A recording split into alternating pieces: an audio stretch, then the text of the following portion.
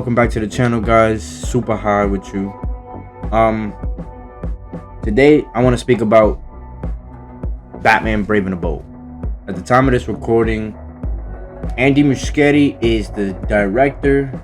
He's the guy that did Welcome to Derry, The Flash, and I believe one of the Aquaman. And no, I don't want to say, I'm not jacking that, but I know he did Flash and Welcome to Derry. Welcome to Derry, fire. Flash. But and the screenwriter is Christina Hodson. The movies I've seen from her was Bumblebee, Birds of Prey, and she did Flash too, I think. Yeah, Flash. Out of those three, Bumblebee is my favorite. So take that as you will. But James Gunn has announced that those are the two people going to be working on that project for right now. And maybe he sees something in her that, maybe he sees something in both of them that we don't see. I can see maybe for Andy Muschietti, because Welcome to Derry was scary. That was pretty scary. It was if you see it, I would recommend watching it. Bumblebee was pretty good from Hodson, but as far as Flash and Birds of Prey, like, man, get out of here, man. So the little tidbit that James Gunn has gave us about Batman Brave and the Bold, he claims that this will be Batman and with Robin. And he states that this will be Batman with Damian Wayne as the first Robin. So when he says that, I'm assuming Robin to us, like the first Robin we see on screen. Going into that, he also says the Bat family will also be introduced through this film as well. So with that being said, if we're on Damian, you could kind of assume where Batman is. And James Gunn has been very vocal with the sense of how old this universe is. It's 300 years old. He stated that many times. If you've seen Superman, it says it in the first little bio on the screen, the first minute, like as soon as the movie starts. So this universe is pretty old and established. So you could imagine Batman has been through it in a sense. So maybe he's giving us an Arkham Batman. So Batman has been through martial law in Gotham multiple times.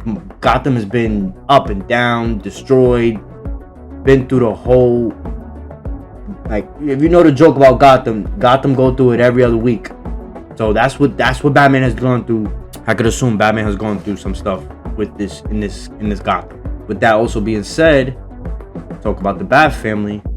I could assume that the Bat family would of course be Alfred, Nightwing, which is the first Robin. They'll probably kill Jason off to give off like dark backstory to Batman. Like, oh shit, this nigga lost a kid. And then Oracle will also be another regret Batman will have, but at least it's just a reminder every day. He gets to see her every day, you know? And they might throw Batwoman just to throw in like another extra character for the family. If you know, the Bat family is huge. There's a bunch of Robins, they always have Stephanie Brown, Tim Drake. I don't think they're gonna do those characters for the sole purpose of Stephanie Brown and Tim Drake have a big love relationship in the comics. So if you can't do Tim right now, they probably won't do Stephanie Brown off rip. But I do think they will do Tim Drake eventually. And to, like, I'm gonna keep saying this throughout the video, but to age the universe, make the universe feel aged, I think it would be best to allow Nightwing to mentor Tim Drake. It would allow Nightwing to be his own man and traverse away from being like Batman.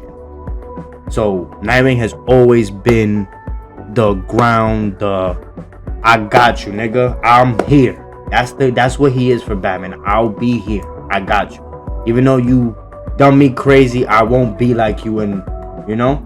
So I think they're gonna establish that through Nightwing's character, that Nightwing will constantly try his best to be not like Batman.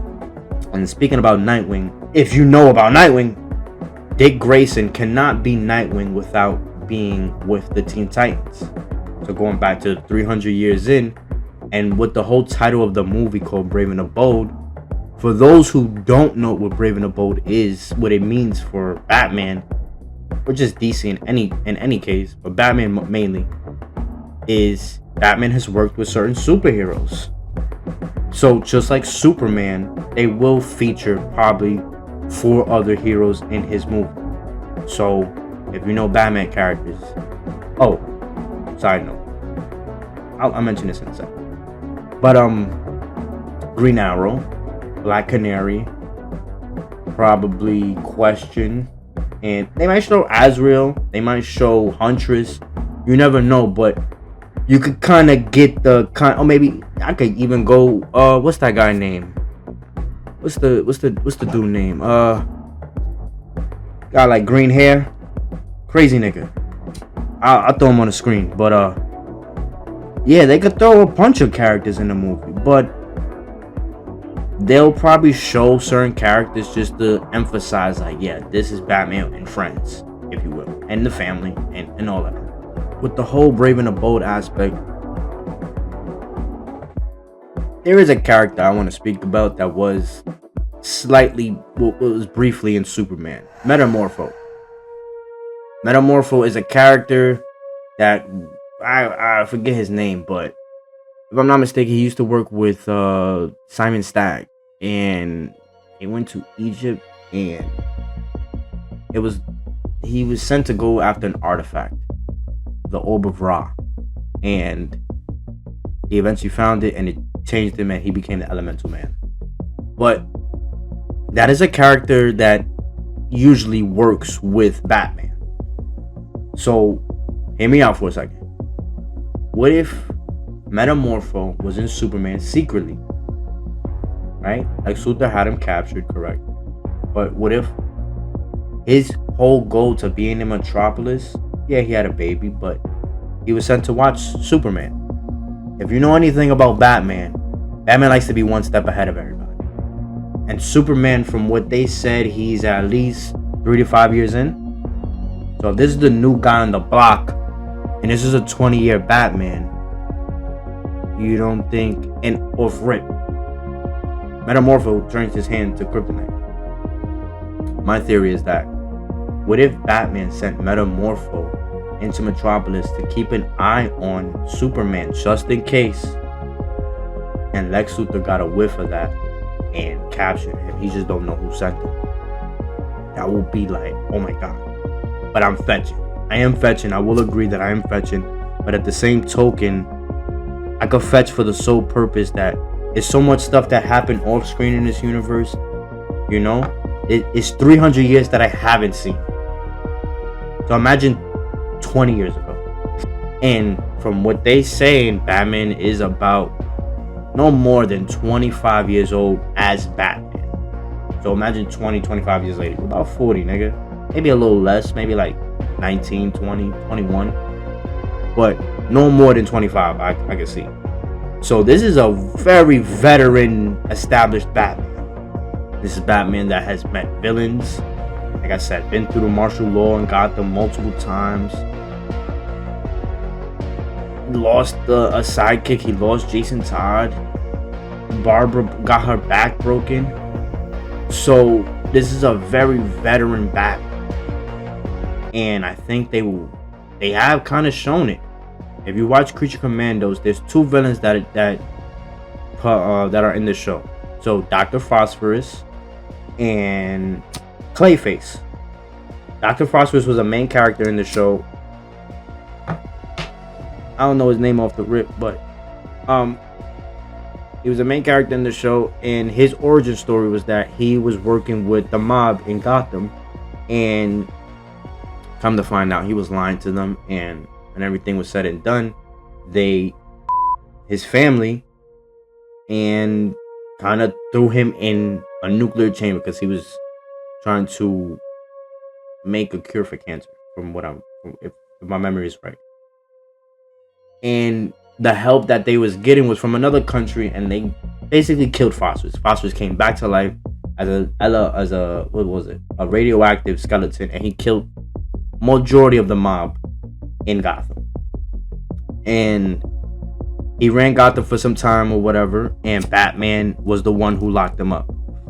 When you see that scene, that is 17 years before whatever's going on in Creature Commandos.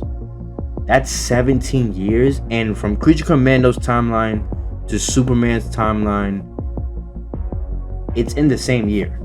Creature Commandos is like no more than 3 months away, 6 months away. So Creature Commandos just happened compared to Superman. That's a significant, you know, that's like I said, that's 17 years. That's a 17-year-old Batman. So, and Clayface is moving as if like, I'm Clayface. I've been killing shit. I've been doing this. I'm Clayface. So I don't want to give so much emphasis on Clayface because I'm gonna make another video based on him. But with the whole Batman aspect is that we will get a veteran Batman that has met certain superheroes.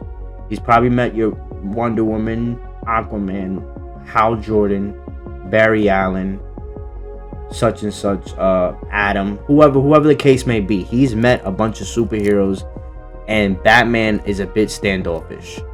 I think there will have to be something with the Outsiders, if you will. There's a show that showcases Batman in his early years. James Gunn is taking inspiration from this one specifically because he has stated multiple times that he would take inspiration from animation. But when he said that, a lot of people assumed he was speaking of Justice League Unlimited, so the Timbers, which is right. That's the best way to go if you ask anybody. But of course, I do see him taking inspirations from such and such, like Young Justice, probably the Batman, probably whatever, the Justice League War, whatever the case may be, Superman, you know, whatever the case may be. But I see a lot of inspiration from these animated movies, and you're taking aspects and elements from that and just putting it together. So I think Batman is gonna be like Arkham. He got all the tech, Batmobile.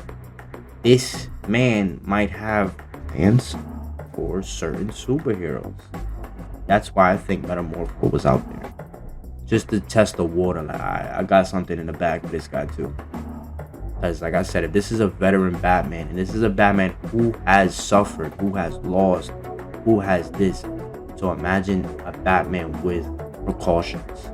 This is the Batman we're gonna get. Batman who's ready for the fight before he gets into the fight. The Batman we've been all, as I'm not gonna say I'm not a Batman fan, but I don't appreciate the whole Batman gets a movie, Batman gets animated. Like, DC is very quick to just jump to Batman and then just do grounded Batman. I'm not a fan of Matt Reeves Batman, not at all. I know a lot of people don't flame me in the comments for that, but like, it's the same thing. It's the same thing we've seen from Batman since I've been alive. My favorite Batman movie, you're gonna laugh. Batman and Robin with George Clooney, with Mr. Freeze and Bane and Poison Ivy. Yo, fire. That's fire to me. But every Batman movie, like, as I've gotten older, yeah, Dark Knight was cool. The Joker one is fire too. With Two-Face, that is that's the second Batman best movie. But as far as like Batman movies entirety, they've always continued to do grounded Batman fighting the gangs, fighting crazy people. Cool. I've seen that 1,000 times. I've seen that in Gotham. And they didn't even have Batman, but it was a bunch of crazy people. It was a bunch of grounded, and then they started doing the metahumans, and it kind of started getting corny. Dark Knight, it was a Batman with gear from the military. Like, he had a whole military gear decked out and all that. It was all military. He had a tank, grounded. And then the Batman, what is he, like year 2, year 3? Can't even glide fighting regular people. I'm tired of that. You don't take a lot of grounded takes. How many times are you gonna do it with Batman at least? You know? Batman does not need no more grounded, no more out of the family. They always do Batman regular, just him and Alfred. They won't even do a Robin. Like, it's old. I think it's old. It's worn out. So, with that being said, I can't wait to see more about Batman, and I'm gonna make more videos, and we're gonna get this going. I want to hear some talk in the comments. But yeah, like, comment, subscribe. Have a good one.